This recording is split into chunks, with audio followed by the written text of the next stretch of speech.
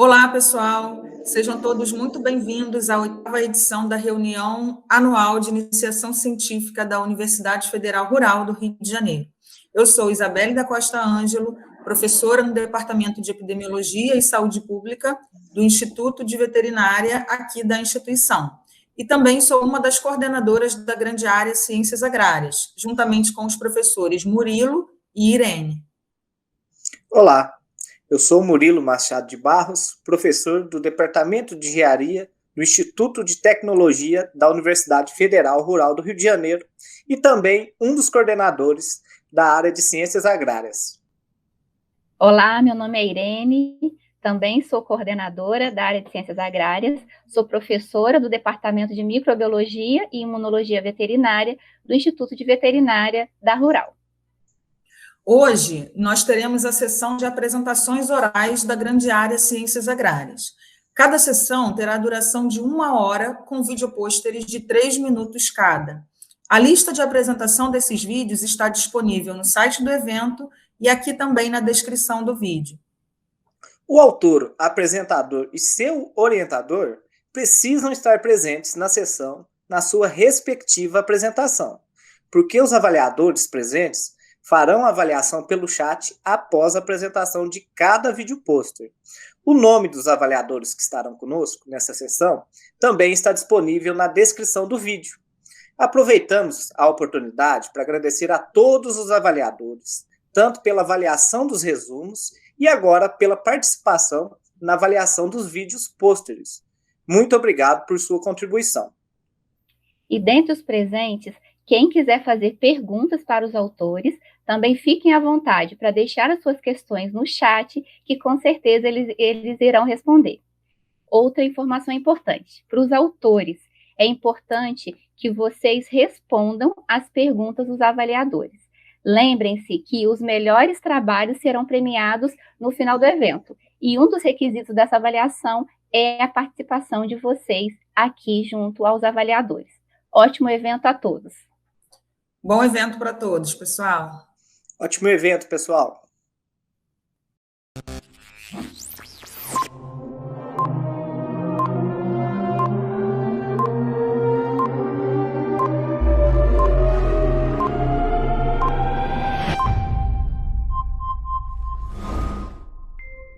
Olá, me chamo Júlio César e irei apresentar um trabalho sobre metais pesados em solos com produção intensiva de hortaliças no município de Petrópolis.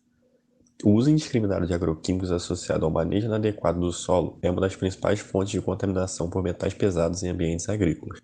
A região serrana é a segunda maior produtora de hortaliças do Brasil, e a horticultura se destaca por tais práticas devido à sua exigência nutricional em curto período de tempo e alta susceptibilidade a pragas e doenças. Diante disso, o objetivo do estudo foi identificar os principais fatores responsáveis pelas alterações nos teores pseudototais e biodisponíveis de cádmio, cobre, cromo, manganês, níquel, chumbo e zinco nos solos sob cultivo intensivo de hortaliças em Petrópolis. O estudo foi conduzido em pequenas propriedades que apresentavam relevo acentuado, além de possuir histórico de produção de hortaliças em manejo convencional com o uso de diversos agroquímicos e resíduos orgânicos. Foram realizadas análises de fertilidade, determinação dos teores pseudototais e fracionamento geoquímico dos metais. Também foram realizadas análises de agrupamento de componentes principais. A análise de agrupamento foi realizada com base nos atributos químicos do solo, a partir de 146 amostras. Os resultados foram submetidos à validação cruzada na análise discriminante e, através da taxa de erro geral, as amostras foram divididas em 3 grupos. Os principais resultados observados nos grupos foram: Grupo 1 apresentou maior valor de pH, matéria orgânica, fósforo e magnésio, e maiores teores biodisponíveis de todos os metais analisados. O grupo 2 apresentou maiores valores pseudototais de cobre, chumbo, cromo, cádmio e alumínio, e maiores teores de sódio, potássio e cálcio trocáveis. As áreas desse grupo foram as mais influenciadas pelo relevo, apresentando os menores valores de declividade.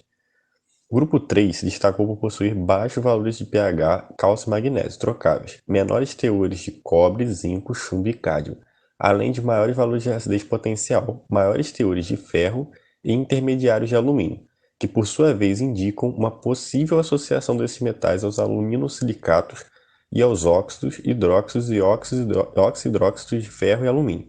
É possível identificar a distribuição percentual dos metais em diferentes frações geoquímicas em função dos grupos formados na análise de agrupamento.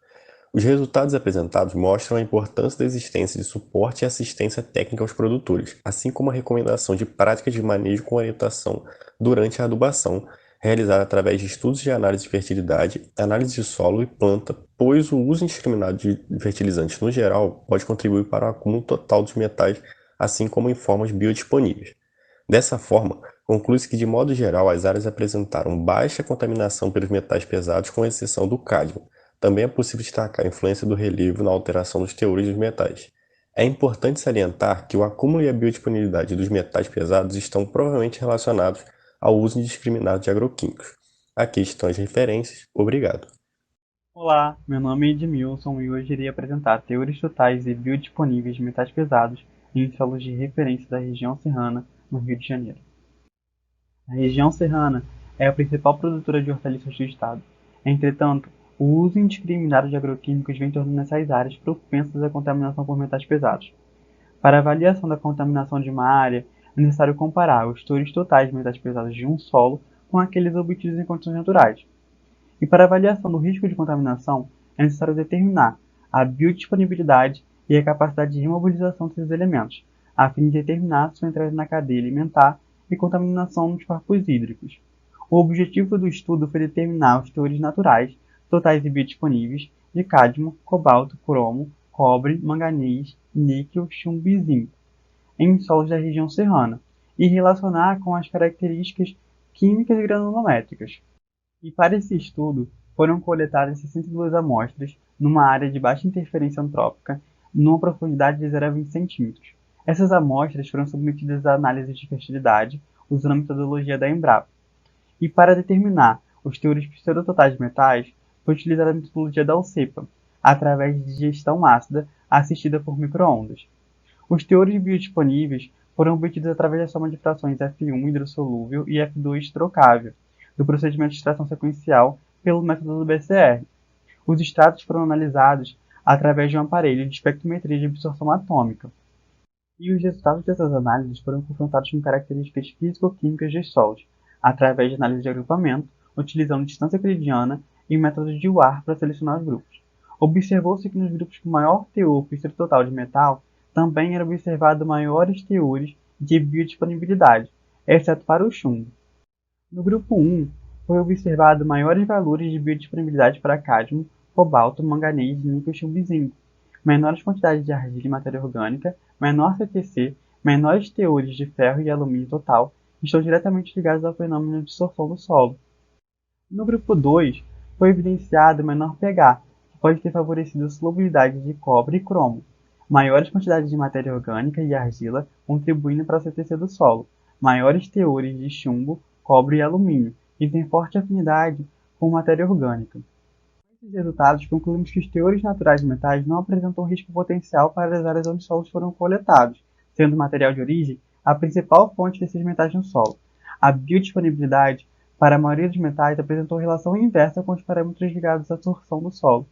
Os resultados obtidos podem servir de subsídio para a tomada de decisões em futuros trabalhos, a fim de verificar o risco de contaminação ambiental. E é isso, gente. Obrigado. Olá, eu me chamo Camila da Silva Barbosa Pereira e tenho como meu trabalho intitulado Potencial Alelopático do extrato aquoso de folhas de girassol coletadas no estágio R9 sobre a germinação de fedegoso. A alelopatia é o efeito prejudicial ou benéfico de plantas por meio de substâncias químicas. Nesse trabalho, o efeito foi 100% benéfico, porque inibiu e diminuiu a germinação de uma planta invasora. Dentre as espécies invasoras encontradas nas pastagens, podemos destacar o fedegoso. O fedegoso, além de planta daninha, ele é uma planta tóxica e ela é recorrente aqui no estado do Rio. E foram descritos vários surtos de intoxicação em bovinos em criação extensiva, exclusivamente pastoreio, em propriedades no Rio Grande do Sul. Para o preparo dos extratos, foram utilizados 5 gramas de folhas secas e trituradas. Em seguida, foi feita a decocção em banho-maria. Em seguida, para a retirada de toda essa água, foi feita a liofilização desses extratos. Para o ensaio de alelopatia, foi necessário fazer a escarificação química das sementes para quebra da dormência. Foram utilizados 50 sementes de fedegoso em cada placa. Os tratamentos utilizados foram 0, que é a água destilada, 2,5%, 5% e 10% de extrato. Foram feitos o experimento durou 7 dias e foi feita a contagem das sementes e a determinação do extravasamento de eletrólitos no 7º dia. Como resultados, a figura 1 mostra a germinação do primeiro dia e do último dia. Podemos ver que no C, que é o controle, só com água destilada, germinou 100% das sementes. Isso quer dizer que as sementes eram viáveis. 2,5% teve uma diminuição, 5% teve uma redução da germinação e 10% inibiu totalmente a germinação. A figura 2 mostra os bioensaios para avaliar a capacidade alelopática das folhas, coletadas no estágio R9, que é a segunda coleta. A figura a letra A, mostra que com o aumento da concentração dos extratos, teve uma diminuição da germinação das sementes. Na letra B, mostra o IVG, que é o índice de velocidade de germinação. Conforme aumentou os extratos, também teve uma diminuição do IVG. E na letra C, mostra o extravasamento de eletrólitos, que conforme aumentou a concentração, teve um maior extravasamento de eletrólitos, ou seja, teve um maior rompimento da membrana, maior dano na membrana celular. E como conclusão, o extrato de folha de girassol coletada no final do ciclo tem potencial alelopático sobre a germinação de fedegoso. Outra conclusão também é que a alteração da permeabilidade das membranas celulares, quando aplicados tratamentos, pode ser a possível causa desse efeito alelopático dos extratos. E aqui foram as referências bibliográficas utilizadas. Muito obrigada pela atenção. Olá, me chamo Carlos Wagner Ribeiro Junqueira, sou acadêmico de agronomia do 5º período. Irei falar hoje sobre o trabalho do bolsista João Pedro Vanderlei Machado, o primeiro autor da pesquisa, que infelizmente não pôde comparecer ao evento. A pesquisa que eu irei apresentar consiste em avaliar a morfologia agronômica de lático de aveia branca visando a produção de grãos. Bem, a aveia branca é uma espécie pertencente à família Poácea e ao gênero Avena. tem seu centro de origem nas regiões da Ásia e do Oriente Médio. A aveia é uma cultura de clima temperado e tem capacidade de adaptação a diversas condições climáticas. Ela foi introduzida no sul do Brasil, devido à similaridade das condições climáticas ao centro de origem, como invernos frios e chuvosos, favorecendo assim o pioneirismo da cultura na região. Mas por que a aveia é tão importante assim para poder ter um grande investimento em programas de melhoramento? Essa planta apresenta diversas funções dentro do setor produtivo, seja ela para alimentação humana e animal, devido ao seu grande valor nutricional em comparação com outros cereais que estão hoje no mercado. Além disso, a aveia serve para forragem de solo, para pastejo de animais, feno e dentre outros. Devido a uma grande demanda, com os programas de melhoramento é possível obter resultados significativos e satisfatórios com a produção dessas espécies na região sudeste do país, utilizando a cultura no período outono e inverno, com auxílio de irrigação, pois a região sudeste apresenta invernos frios e secos. O objetivo do trabalho foi a avaliação de 5 cultivares de aveia branca em 2 anos, 2018 e 2019, por meio de características morfo-agronômicas nas condições climáticas seropédicas. O experimento foi conduzido no Departamento de Fitotecnia em 2 anos seguidos, como dito. Foram realizados em vasos de 9 litros, com 5 sementes por vaso. Após a emergência da planta, ocorreu a seleção através da visualização das plantas com melhor desenvolvimento em cada vaso, deixando apenas uma por vaso. Foram avaliados 5 cultivares de aveia branca, 2 graníferas e 3 forrageiras. O delineamento foi feito em blocos à la caça, com 4 repetições, e foi verificada a homogeneidade da variância residual e, posteriormente, realizada a análise de variância conjunta. As medidas foram comparadas pelo teste de SNK a 5% de probabilidade e as análises foram realizadas utilizando os programas GEMS. Bem, percebe-se que, no gráfico de 2019, houve nos meses de maio e junho o aumento das temperaturas mínimas, principalmente no mês de maio. Outro fator importante que pode ter influenciado foi a alta demanda de precipitação no período de maio e junho de 2019 na região, favorecendo um aumento no ciclo da cultura em relação ao ano de 2018. A tabela 1 diz em relação ao período de floração e duração de ciclos da cultura. E a tabela 2, 3 e 4 são algumas características que teve a média em si. Bem, a conclusão feita também foi em relação à única cultivar que manteve seu desempenho produtivo em 2 anos de avaliações, que foi a URS Taura, destinada à produção de forragem. Logo, conclui-se que, dessa forma, que mais estudos devem ser realizados para a identificação de genotipos mais tolerantes a altas temperaturas. Muito obrigado. Olá a todos, meu nome é Wanderson Faria da Silva Júnior e hoje eu vou apresentar o trabalho intitulado como Caracterização da Matéria Orgânica de Solos da Bacia Sedimentadora Aripe, Ceará. A Bacia Sedimentadora Aripe é conhecida pela sua grande diversidade geológica, pela sua variação de relevo, que por sua vez influencia diretamente na vegetação e nos climas encontrados ao longo da bacia, que interferem na dinâmica da matéria orgânica do solo. Então, assim, o objetivo desse estudo foi caracterizar a matéria orgânica de solos da Bacia Sedimentadora Aripe. O estudo ele foi feito na porção cearense da bacia, sendo selecionadas 3 áreas, sendo uma área de caatinga, com clima semiárido, cotas de 350 a 380 metros, geologia de argileiros e siltídeos, uma área de cerrado, com clima tropical, com longo período seco, cotas de 530 a 570 e geologia de calcário, e uma área de Mata Atlântica, com clima tropical, cotas de 930 a 940 metros e geologia de arenitos. Foram realizadas a descrição morfológica e a coleta das amostras deformadas nos horizontes superficiais de 4 perfis na área de caatinga, 3 na área de cerrado e 3 na área de Mata Atlântica. E as análises químicas realizadas foram o teor de carbono orgânico total e o fracionamento químico da matéria orgânica do solo. Essas são fotos dos perfis selecionados. Nessa primeira tabela, referente à área sobre vegetação de caatinga, nós podemos observar os menores teores de carbono orgânico total encontrados. Isso ocorre devido à vegetação rarefeita e o clima seco da região. Nessa segunda tabela, referente à área sobre vegetação de cerrado, podemos destacar a alta proporção da fração umina, indicando uma alta recalcitrância e umificação dessa matéria orgânica. A textura muito argilosa e a forte agregação favoreceram a interação organo-mineral e, consequentemente, a proteção física, contribuindo para o acúmulo dessa matéria orgânica. Nessa última tabela, referente à área sobre vegetação de Mata Atlântica, nós podemos observar os maiores teores de carbono orgânico total encontrados.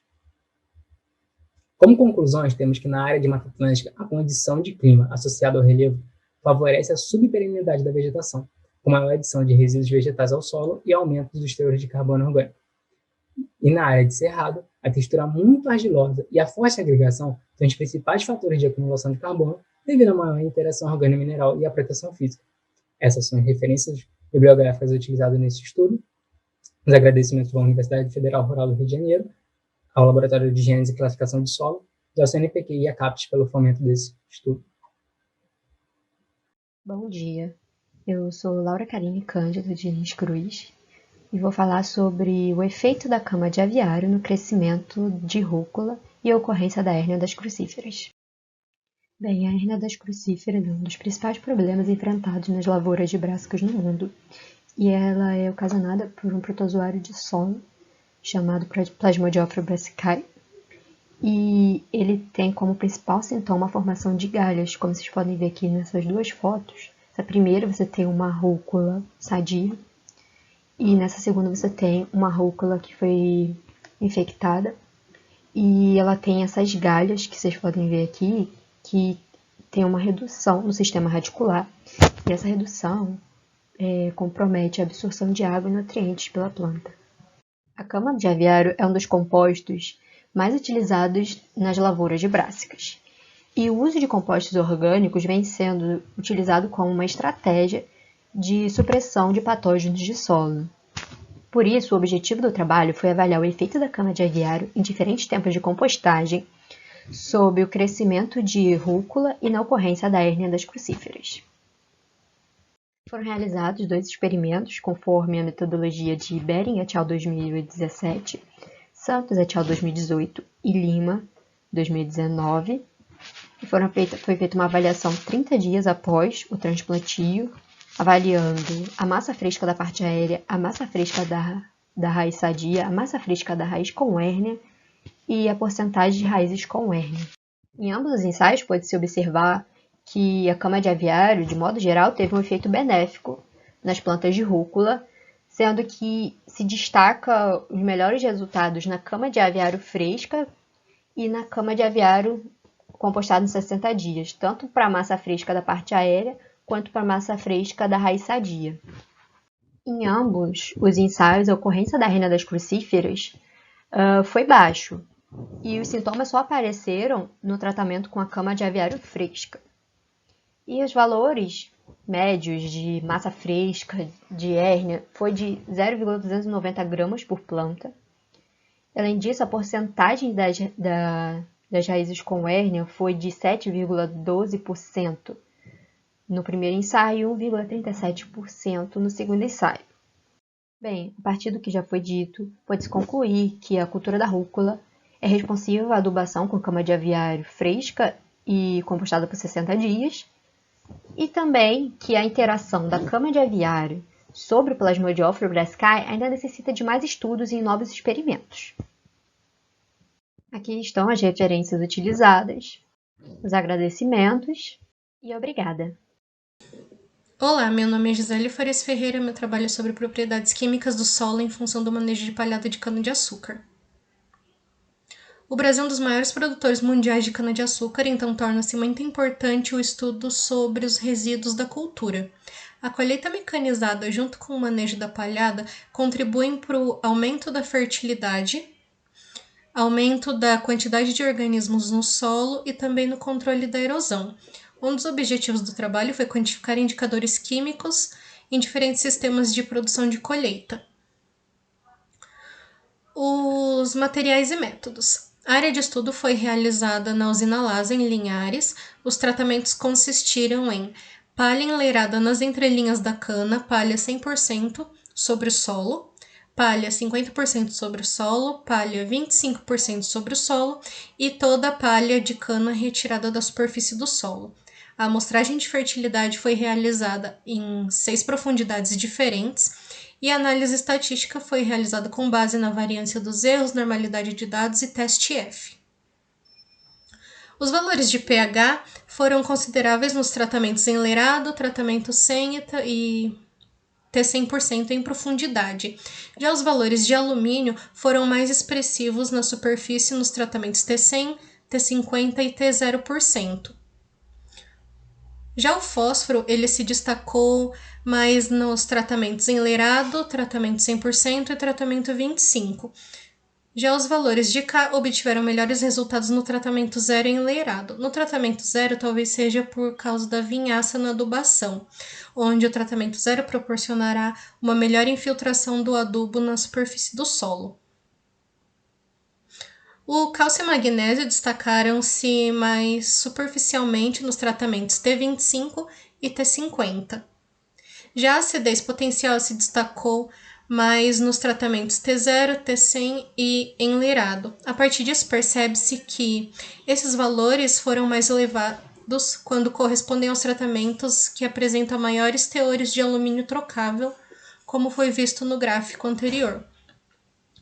Os valores de sódio não foram significativos, eles não apresentaram diferenças nos tratamentos. Os valores de carbono orgânico foram mais expressivos no tratamento de 100%. Então, com isso, eu posso concluir que, nesse estudo, o tratamento T100% ou enleirado foram os mais ideais para a manutenção de fertilidade do solo. Referências e muito obrigada. Meu nome é Tainá Ferreira Guedes e meu trabalho é sobre teor e diversidade química dos óleos essenciais de erva baleeira coletados na região dos lagos do Rio de Janeiro. Bom, começo falando um pouco sobre a erva baleeira. Ela é uma planta medicinal da família Boraginácea, encontrada na Mata Atlântica, principalmente ali em regiões de litorâneas e de restinga. O óleo essencial dessa espécie ele é geralmente utilizado como insumo para a produção de fitoterápicos e anti-inflamatórios, devido ao efeito farmacológico dos princípios alfa-amuleno e beta-caroteno presentes na composição desse óleo. Dada essa importância como matéria-prima para a indústria farmacêutica e também devido à escassez de estudos sobre o polimorfismo químico, né, que são quimiótipos diferentes para essa espécie, esse trabalho tem como objetivo estudar e explorar o potencial da espécie in situ com base na produção e na qualidade do perfil químico dos óleos essenciais. Foram coletados 12 espécimes de erva baleeira na região dos lagos, entre o litoral de Maricá e Cabo Frio, municípios do estado do Rio de Janeiro. Esse material coletado ele foi encaminhado ao laboratório de plantas aromáticas e medicinais da universidade. Os ramos contendo folhas e flores, eles foram inicialmente utilizados para a produção de essicatas, as quais foram tombadas no herbário da universidade. O material restante foi submetido à secagem em estufa com circulação de ar forçado ali a 37 graus Celsius por 72 horas. E o teor médio de umidade do material seco ele foi de 19%. O óleo essencial ele foi extraído após 2 horas de hidrodestilação e a sua massa foi expressa em porcentagem com base na massa seca. A análise desse óleo essencial ela foi realizada com auxílio de um cromatógrafo gasoso acoplado a um espectrômetro de massas. E dentre os principais resultados dessa análise, observamos uma variação do óleo essencial com média de 2,8, máximo e mínimo 0,4, 5,1%, né, de acordo com a tabela aqui apresentada. As concentrações de alfa-amuleno, elas variaram de 0,4 a 2,2%, com teor médio de 1,1%. Alfa-santaleno e beta-caroteno, eles evoluíram juntos na coluna cromatográfica. Isso significa que não foi possível individualizar as concentrações desses compostos. Então, para o alfa-santaleno mais beta-caroteno, teve uma média de 11,4%. Os teores, tanto de óleo essencial como de alfa-amuleno, ficaram abaixo daqueles apresentados pela literatura citada. Esses resultados eles demonstram a importância de se conhecer o potencial agronômico de plantas aromáticas como um recurso inicial aos trabalhos envolvendo ali seleção e melhoramento, principalmente das espécies silvestres da nossa Mata Atlântica. E por aqui eu finalizo a minha apresentação. Muito obrigada. Boa tarde, meu nome é Maria Júlia. Eu vou apresentar o trabalho sobre a caracterização do processo de compostagem da cama de aviário utilizada em áreas de produção de hortaliça. A cama de aviário tem sido muito utilizada como fertilizante nas produções agrícolas, então, a fim de obter materiais orgânicos umificados mais estáveis, foi realizado o processo de compostagem, com monitoramento de temperatura, pH, condutividade elétrica, densidade, umidade e quantificação conjunta das emissões potenciais de CO2 e NH3 ao longo dos 120 dias. Após 3 dias no início da compostagem, a temperatura teve máxima de 55 graus. Da primeira semana até 30 dias, o composto apresentou faixa termofílica de 40 a 70 graus, seguido por uma diminuição até os 65 dias, e seguindo com as temperaturas próximas da temperatura ambiente, indicando estabilidade do composto. Durante todo o processo foram observados valores elevados de pH, iniciando acima de 8,5 e finalizando superior a 10. O pH mais elevado em compostos orgânicos ricos em nitrogênio geralmente está relacionado à transformação do nitrogênio da forma proteica amoniacal. Até o 5º dia, houve redução da condutividade elétrica, para depois ocorrer aumento progressivo até o final da compostagem. A densidade aumentou com o decorrer do tempo, devido à ação da microfauna fragmentadora e ao aumento da polimerização e umificação das substâncias orgânicas existentes no meio. Até o 60º dia, ocorreu redução gradual da emissão de CO2, para depois atingirem valores próximos ao limite de 4 mg por grama por dia até o final do processo, demonstrando elevada atividade biológica no início da compostagem com posterior estabilização. Em relação ao NH3, houve elevada emissão no início com redução gradual até os 120 dias, atingindo valores próximos a zero. O carbono da cama de aviário reduziu com o tempo de compostagem. O nitrogênio teve redução nos primeiros 14 dias devido à baixa relação CN no início do processo, havendo incremento progressivo a partir dos 21 dias até o final. O composto atingiu faixa termofílica na primeira semana de compostagem e, ao final, apresentou valores próximos à temperatura ambiente. O pH, a densidade e a condutividade elétrica aumentaram ao longo do processo, diferente das emissões de CO2 e NH3, que tiveram redução gradual.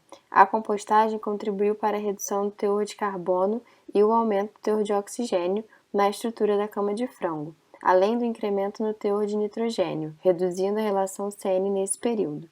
Dessa forma, conclui-se que o processo de compostagem da cama de aviário foi eficiente, gerando um produto final com maior estabilidade. Obrigada pela atenção. Meu nome é André Laurino de Almeida Gomes e o tema do trabalho é caracterização química dos resíduos torta-filtracel e terra-diatomácea para uso agrícola. Bom, como o custo da produção agrícola vem crescendo nos últimos anos em decorrência do aumento dos preços dos insumos, principalmente importados, e visando reduzir tais custos, assim como os impactos proporcionados pelo uso dos fertilizantes sintéticos, vem se buscando desenvolver uma agricultura cada vez mais sustentável, com a utilização de resíduos de processos agroindustriais, como a torta-filtro e a terra-diatomácea, que são ambos resíduos provenientes do processo de filtragem nas indústrias. O objetivo do trabalho foi caracterizar e avaliar os teores de nutrientes e metais pesados presentes nos resíduos de torta-filtro e terra-diatomácea, sendo os valores de metais pesados encontrados comparados com os valores de prevenção preconizados pelo CONAMA. Bom, os materiais, os resíduos, após serem recebidos, eles foram postos para secagem e peneirados logo após eles foram preparados para as análises. Para a determinação dos teores precisos totais de nutrientes e metais pesados, os resíduos foram submetidos à digestão de acordo com a metodologia proposta pela USIPA. Os teores de fósforo, sódio e potássio foram determinados por calorimetria e espectrofotometria de chama. E os teores de alumínio, cálcio, magnésio, ferro, manganês, zinco, chumbo e cádmio foram determinados por espectrometria de absorção atômica. Nos resultados, foi observado que a torta-filtracel apresentou maiores teores dos elementos cálcio, magnésio, fósforo, potássio, sódio, ferro, manganês, zinco, chumbo e cádmio quando comparado com a terra-diatomácea. Já a terra-diatomácea apresentou maior teor apenas para alumínio, quando comparado à torta-filtracel. E os teores de zinco, chumbo e cádmio verificados encontraram-se abaixo dos valores de prevenção preconizados pelo CONAMA, que é de 372 e 1,3 mg por quilo de cada um deles. Conclui-se então que os resíduos orgânicos torta-filtracel e terra-diatomácea possuem potencial para serem utilizados como insumos agrícolas por apresentarem teores consideráveis de nutrientes e baixos teores de metais pesados. Porém, é imprescindível fazer estudos detalhados sobre o efeito residual desses resíduos a longo prazo nos solos. Obrigada.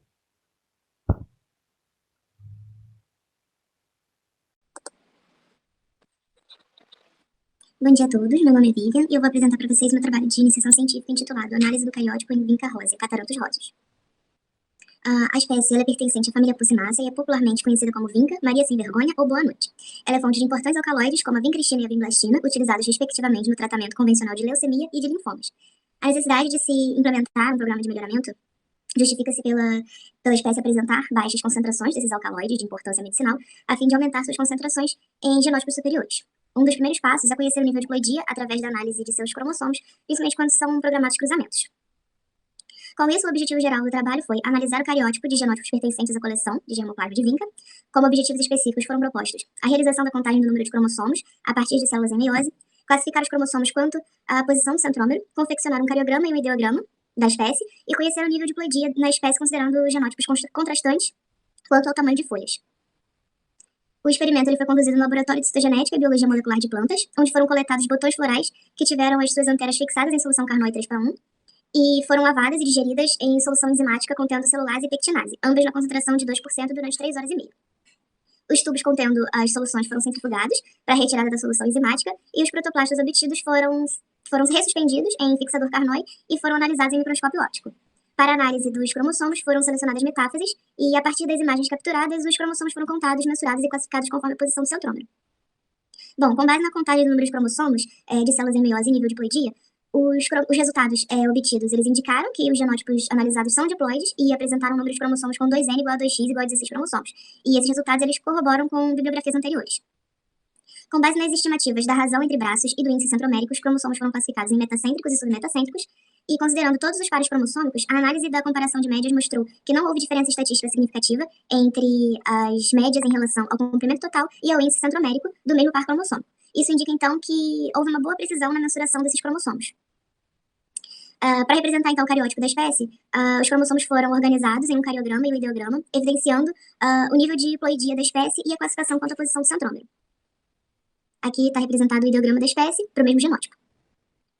Os resultados obtidos foram inéditos para a vinca rosea, uma vez que foram analisados os cromossomos na fase meiótica, e o aumento do número do tamanho da folha não resultou em modificações no nível de ploidia e na fórmula cariotípica da espécie. Então, a gente conclui que as próximas etapas da pesquisa serão a implementação de métodos de bandeamento cromossômico e de hibridação in situ em cromossomos meióticos. Aqui eu listei algumas das principais referências bibliográficas para a confecção do trabalho. E eu gostaria de agradecer à comissão organizadora da RAIC, ao UFRJ pela experiência de realizar minha graduação, aos órgãos de fomento à bolsa e apoio à pesquisa FAPUR, FAPERJ, CAPES e CNPq, ao meu orientador Pedro Damasceno e a toda a minha equipe de trabalho no Laboratório de Citogenética e Biologia Molecular de Plantas. Muito obrigada. Olá, meu nome é Micaela Lucas, sou assistente do 4º de Agronomia e sou orientada pelo professor Carlos Alberto Bucher. Venho hoje apresentar o projeto titulado Efeito Transportador OSM T1.3 sobre os parâmetros radiculares de pontos simultâneos de arroz cultivados sob baixa umidade de amônia. O arroz é um dos cereais com maior importância mundial, pois ele constitui a alimentação básica de mais da metade da população e é a fonte responsável por 27% de energia e 20% da proteína alimentar. Porém, existe um limitante no seu crescimento e produtividade, que é a baixa disponibilidade de N nos solos e a baixa eficiência de absorção e utilização dos nutrientes pelas plantas, que corresponde a 35% a 75%. Hoje em dia, a gente consegue sim uma alta produtividade, mas se dá devido ao uso intensivo de fertilizante, sobretudo os nitrogenados, que causam um aumento dos custos de produção e grandes problemas ambientais. Em solos alagados, a principal forma de nitrogênio disponível é o amônio. Sendo assim, a absorção de amônio é realizada pela família de transportadores de alta afinidade AMT1. No arroz, os transportadores que têm essa grande importância de absorção são AMT1.1, AMT1.2 e AMT1.3, onde os dois últimos são expressos exclusivamente em raízes durante vários estágios de desenvolvimento da planta. O AMT1.2 ele é induzido pela presença de amônio, enquanto o AMT1.2 pela deficiência de N. Em estudos anteriores realizados pelo Laboratório de Nutrição Mineral de Plantas, verificamos uma elevada indução do transportador AMT1.3 em variedades de arroz adaptadas a sistemas de baixo uso de fertilizantes. Nessa imagem podemos observar essa coloração azul, que é a atividade do promotor transportador, fusionada à proteína GUS, indicando que esse transportador é induzido em ápices radiculares e em primórdios radiculares. Diante dessas informações, temos como objetivo verificar a participação do transportador de amônio, OSM T1.3, nas modificações da arquitetura do sistema radicular, assim como na expressão dos genes envolvidos na absorção e metabolismo de genes em plantas de arroz em respostas a variações do fornecimento de amônio. Para isso, os métodos utilizados foram o cultivo de semente de arroz com inativação do gene, obtido através do sistema CRISPR-Cas9, que é um sistema de edição genômica onde podemos criar mutações em locais específicos da planta. Após isso, o cultivo de plântulas em solução de Hargard de Arnold e aos 23 DAG, a coleta das plantas para avaliação de parâmetros morfológicos do sistema radicular e determinação da massa seca. Por fim, a determinação dos teores de metabolitos e expressões dos genes do transportador AMT 1.1 a 1.3. Infelizmente, devido à pandemia do Covid-19, foi inviável dar continuidade ao trabalho. Por isso, não foi possível saber ao certo o efeito do transportador sobre os parâmetros radiculares de plantas mutantes de arroz cultivadas sobre baixa disponibilidade de amônio. Por fim, temos aqui a bibliografia utilizada para esse trabalho. Gostaria de agradecer a atenção de todos. Muito obrigada. Olá, me chamo Luana, sou estudante de agronomia e meu trabalho é sobre tolerância e inodulação em soja sob aplicação de herbicidas pré-emergentes. O Brasil é o segundo maior produtor de soja do mundo, sendo essa a principal cultura de exportação brasileira. O controle de plantas daninhas dentro da área de cultivo é extremamente importante devido à competição de recursos de crescimento como água, luz e nutrientes. E o uso de herbicidas pré-emergentes tem sido muito eficaz, possibilitando a rotação de ingredientes ativos e o controle de banco de semente, evitando assim que plantas daninhas cresçam junto com a cultura de interesse. No experimento foi utilizado sementes da cultivar Monsoy 6410 IPRO. Foi montado em esquema fatorial 5x5 com 4 repetições, onde o fator A constitui dos 5 herbicidas aplicados de forma isolada e o fator B ele constitui no tempo de aplicação dias antes da semeadura. A aplicação foi realizada com um pulverizador costal de CO2 com uma barra de 4 pontas XR 110.02 numa pressão de 40 libras, utilizando um volume de calda de 150 litros por hectare. Na avaliação de fitotoxicidade 28 dias após a emergência da soja, nota-se que o triclopir, euimazapir mais imazapir, foram os 2 herbicidas que mais causaram intoxicação à planta, principalmente quando aplicados 3 ou 5 dias antes da semeadura. O herbicida diuron mais pentrazona causou menos de 20% de dano na planta. O herbicida imazetapir e flumioxazina causou menos de 10% de intoxicação à planta. E o diclosulan foi o tratamento que se igualou à testemunha, onde não houve intoxicação à planta, independente do dia que tenha sido aplicado, antes da semeadura. Quanto ao número de nódulos em raízes, tanto em número quanto em massa seca, nota-se que a aplicação de herbicidas, independente da data antes da semeadura, alterou para mais o número de nódulos ou o número de massa seca, né? Que deu uma potencializada na nodulação da raiz dessa soja.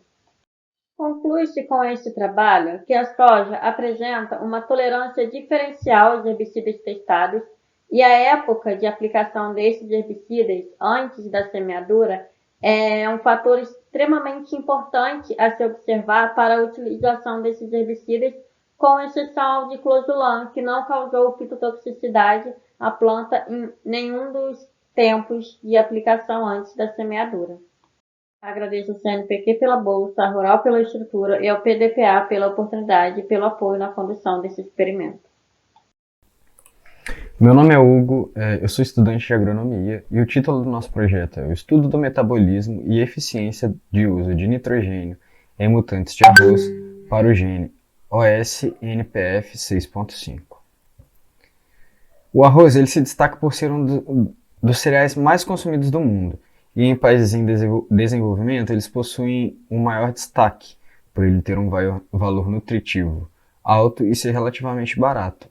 Assim, ele tem um papel importante na alimentação humana.